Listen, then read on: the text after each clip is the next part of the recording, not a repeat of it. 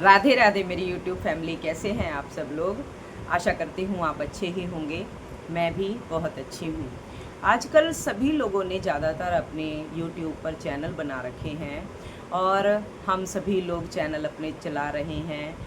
इसी बारे में कई बार बहुत सारे प्रश्न हमारे दिमाग में आते हैं जिनका हमें कहीं से समाधान नहीं मिल पाता, लेकिन फिर हम कोशिश करते हैं कि अगर ये समस्या है तो इसका समाधान कैसे होगा।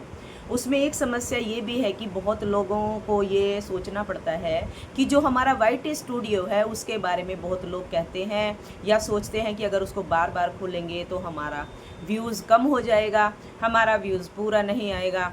यूट्यूब वाइट स्टूडियो बार बार नहीं खोलना चाहिए। लेकिन जो लोग अपना चैनल बनाते हैं यूट्यूब पर, ये वाइट स्टूडियो ऐप भी आपको ज़रूर डाउनलोड करना पड़ता है, क्योंकि सारी जानकारी जो होती है हमारे चैनल की वो हमें वाइट स्टूडियो से ही ज़्यादातर प्राप्त होती है। जैसे अगर हम वाइट स्टूडियो में ही हम सारी चीज़ें देखते हैं। हमने अपनी कोई वीडियो अपलोड की है अपने चैनल पर, यूट्यूब चैनल पर, तो उसके बारे में सारी जानकारी कि उस पर कितना व्यूज़ आया है, हमारे सब्सक्राइबर कितने हैं, ये सारी चीज़ें हमें अच्छी तरह देखा जाए तो वाइट स्टूडियो से ही पता चलता है।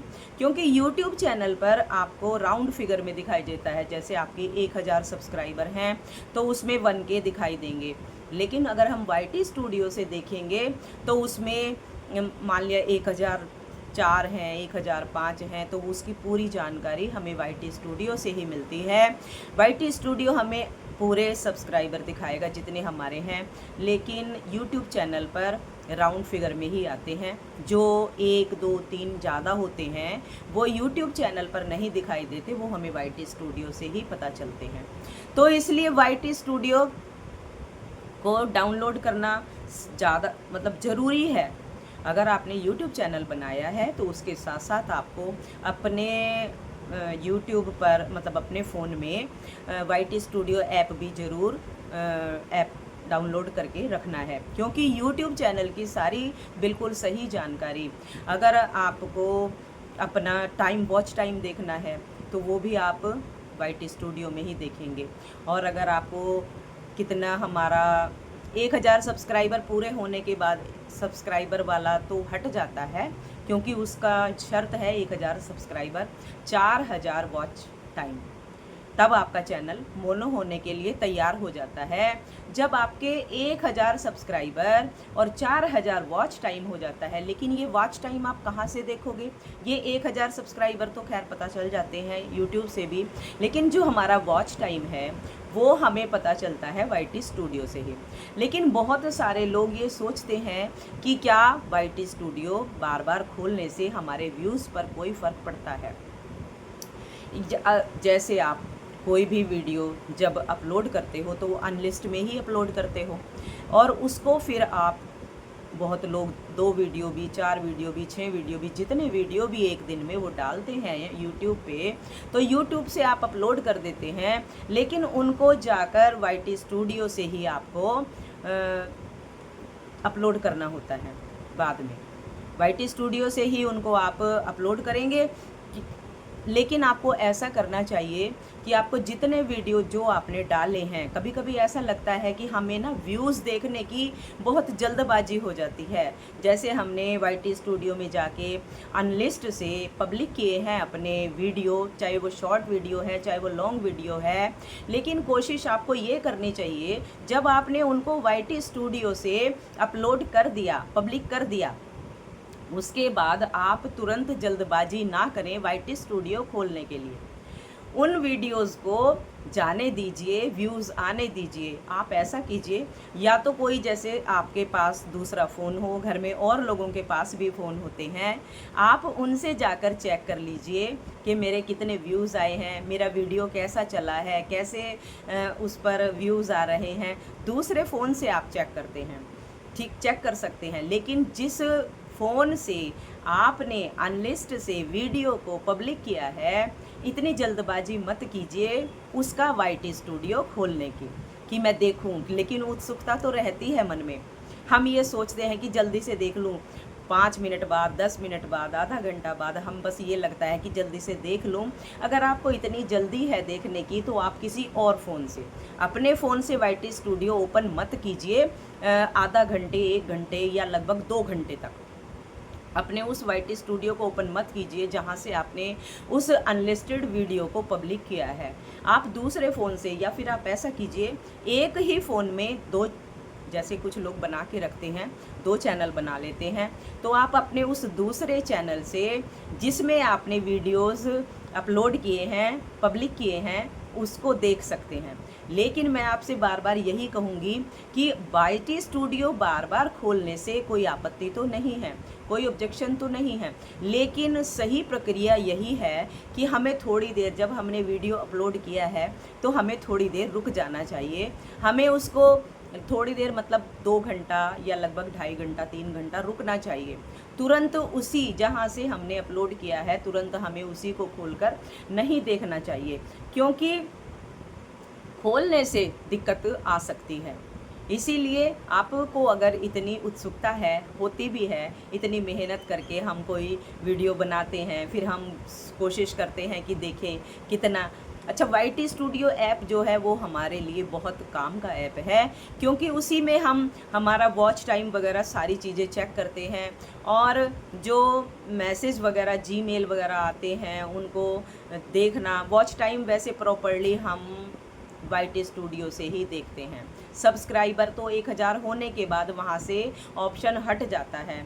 उसके बाद आपका लाइव का या वो जो आपने लॉन्ग वीडियो डाले हैं उसका जो वॉच टाइम आता है वो हम YT स्टूडियो पे ही एक, कुछ लोग जो शॉर्ट वीडियोस का जहाँ पर टाइम, वॉच टाइम दिखाई देता है उसको भी रियल टाइम समझ लेते हैं। जो हमारा वॉच टाइम होता है वो आप YT स्टूडियो खोलिए, उसमें एक एस का निशान, एस जैसा निशान बना होता है, जब आप उसको टच करेंगे तो उसमें आपका वॉच टाइम दिखाई देगा, जो आपके लाइव का भी होगा, लॉन्ग वीडियोस का भी होगा। वहीं से आपको सही वॉच टाइम देखने को मिलेगा। जो शॉर्ट वीडियो का वॉच टाइम होता है उसको देखकर बहुत लोग बहुत खुश हो जाते हैं कि मेरा वॉच टाइम तो बहुत जल्दी पूरा हो गया। लोग कहते हैं कि वॉच टाइम जल्दी पूरा नहीं होता, लेकिन आपको ये बात ध्यान रखनी पड़ेगी, जो शॉर्ट वीडियो का वॉच टाइम होता है वो लगभग जल्दी बढ़ने भी लग जाता है, लेकिन वो अलग होता है, आप उसको नहीं देखेंगे। एक नीली लाइन में आपको वॉच टाइम देखना है। नीली, फिर दोबारा बता रही हूँ जोर देकर, कि एक नीली लाइन दिखाई देगी YT स्टूडियो में। जब आप उसको सबसे नीचे एक एस का होता है उसको प्रेस करेंगे तो वहाँ पर आपका वॉच टाइम दिखाई देगा। उस नीली लाइन में ही आवर्स लिखे होते हैं और वो लंबी लाइन होती है, उसमें धीरे धीरे वो बढ़ती है, नीला नीला धीरे धीरे होता चला जाता है। तो जितना वो नीला बढ़ेगा उतना ही आपको वॉच टाइम दिखेगा। दूसरी बात, आपका वॉच टाइम जो होता है वो बिल्कुल जैसे अभी आपने 1 घंटे पहले लाइव किया है तो वो उसमें नहीं आएगा, एकदम नहीं आएगा। वो 2 से 3 दिन लग जाते हैं, वो मतलब पिछला ही आता है।